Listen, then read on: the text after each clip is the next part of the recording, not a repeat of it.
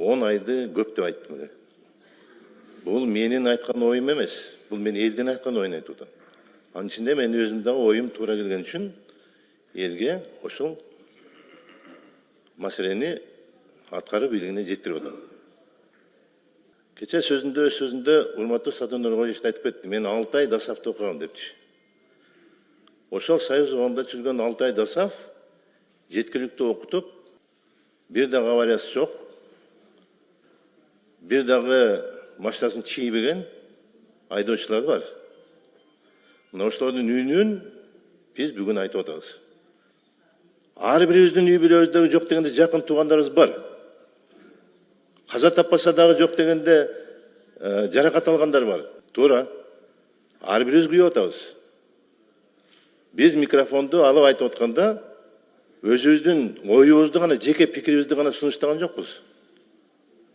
Мына ушул жердеги ошол күнү айтылган сын пикирлердин бардыгы, урматтуу кесиптештер, бул ар бириңиздердин жүздөгөн, миңдеген шайлоочулардын сөзүн айтып атасыздар. Мен муну ачык айтып коеюн. Эч убакта мен каршы чыккан жерим жок. Бирок ошол эле мезгилде биз сунуш айтып атабыз. Керек сага айтам, келиним сени уккулап атабыз. Элдин арасынан көп өтпөгүлө. Эгерде элдердин бардыгы ушул туура мамиле кылса, ким эле чыгат? Бул туура эмес депчи. Мен айтайын деп атканым, урматтуу туугандар, эч убакта биз этикадан чыкпасак. Мен бир дагы жолу депутаттын сөзүн айтканын уккан жокмун. Ушул жерде отурган 87 депутаттын бирөөсү дагы бийлик аткаруучулар акмаксыңар деп айткан жокпуз. Силер элди ойлобогон бийлик болдуңар деп айткан жокпуз. Да, иштеген жерде кемчилик болот, болбой койбойт. Ошол кемчиликтерди түздөп коелу деген гана тарис. Мен ачка топтогонго мен муктаж эмесмин азыр. Ошондой эле мен кесиптештерим да ошондой болуш керек. Алдыда 5 жыл убакыт бар дагы.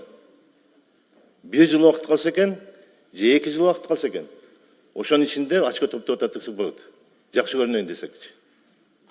Муну азыр дагы мен айтып коеюн, мына Ташкөмүр шаарында саркындуу суу нарыгынын суусуна түшүп атат. Ошол жерде деген бүгүнкү күндө 26.900 адам жашап атат. Ошолордун бүт саркындысы нарын сууга түшүп атат. Ошол саркындуу суу түшкөндүн азабынан ошол жерде оорулар пайда болот. Ал жердеги жөнөкөй адамдар муну балыктын жеминен деп көрүп атышат, башкадан деп көрүп атышат. Бирок саркындуу суудан эмнеден гана бактерия түшпөйт.